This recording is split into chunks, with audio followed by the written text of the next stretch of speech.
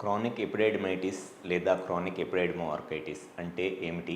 And అసలు ఈ chronic ఎపిడైడిమైటిస్ లేదా క్రానిక్ ఎపిడైడిమో ఆర్కైటిస్ లాంటి ప్రాబ్లమ్స్ రావటం వల్ల మగవాళ్ళు ఎటువంటి సెక్షువల్ సమస్యలు లేదా సంతాన సమస్యలు ఎదుర్కొంటారు అనేది ఈ వీడియోలో నేను డీటెయిల్గా చెప్తాను. క్రానిక్ ఎపిడైడిమైటిస్ లేదా క్రానిక్ ఎపిడైడిమో ఆర్కైటిస్ అంటే బీర్జాలు అంటే టెస్టిస్లో కనుక ఇన్ఫెక్షన్ వచ్చి ఓన్లీ టెస్టిస్లోనే ఇన్ఫెక్షన్ ఉంటే దాన్ని క్రానిక్ ఆర్కైటిస్ అంటారు. టెస్టిస్తో పాటు టెస్టిస్ పైన ఉన్న ఎపిడైడిమిస్లో కూడా ఇన్ఫెక్షన్ వస్తే దాన్ని క్రానిక్ ఎపిడైడిమో ఆర్కైటిస్ అంటారు. లేదు ఓన్లీ ఎపిడైడిమిస్లో ఒక్క దాంట్లోనే ఇన్ఫెక్షన్ వస్తే దాన్ని క్రానిక్ ఎపిడైడిమైటిస్ అంటారు. సో జనరల్గా సింపుల్గా చెప్పాలి అని అంటే టెస్టిస్లో వచ్చే ఇన్ఫెక్షన్నే క్రానిక్ ఎపిడైడిమైటిస్ లేదా ఎపిడైడిమో ఆర్కైటిస్ అంటారు.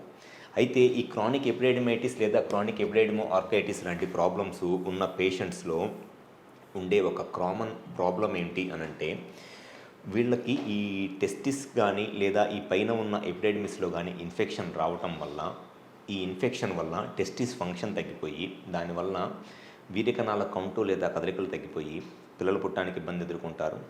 అండ్ దాంతోపాటు ఈ టెస్టిస్ నుంచి వచ్చే హార్మోన్స్లో ప్రాబ్లం వల్ల కొన్నిసార్లు టెస్టోస్టెరాన్ హార్మోన్ తగ్గిపోయి టెస్టిస్ ఫంక్షన్ తగ్గిపోవడం వల్ల సెక్షువల్గా కూడా అంగస్తంభన సమస్య సిరస్లో లాంటి ప్రాబ్లమ్స్ ఉంటాయి.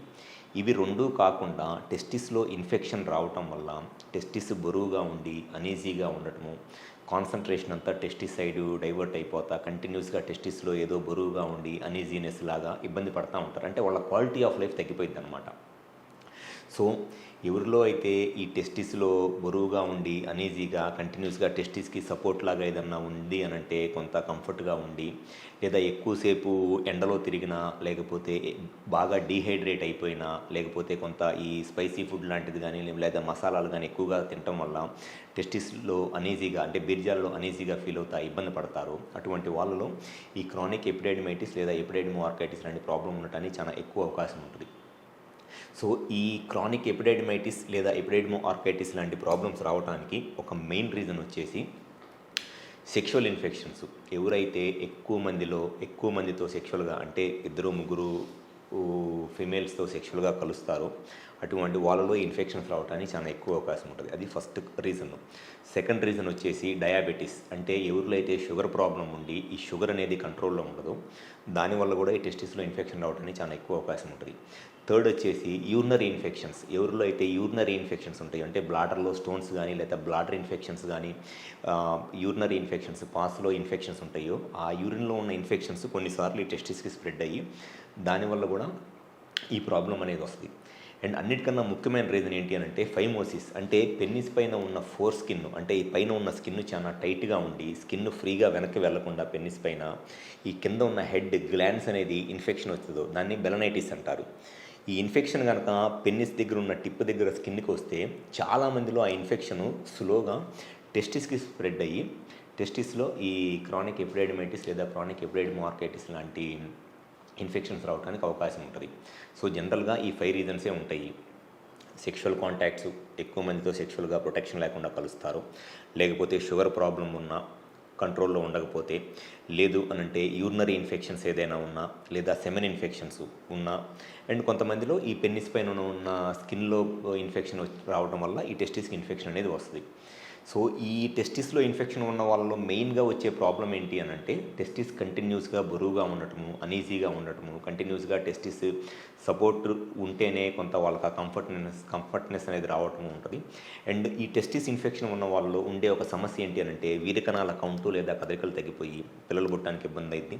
అండ్ దాంతోపాటు ఈ టెస్టిస్ నుంచి వచ్చే టెస్టోస్టెరాన్ హార్మోన్ తగ్గిపోవటం వల్ల సెక్షువల్గా అంగస్తంభన సమస్య లేదా సెక్స్లో లాంటి ప్రాబ్లమ్స్ కూడా వస్తాయి.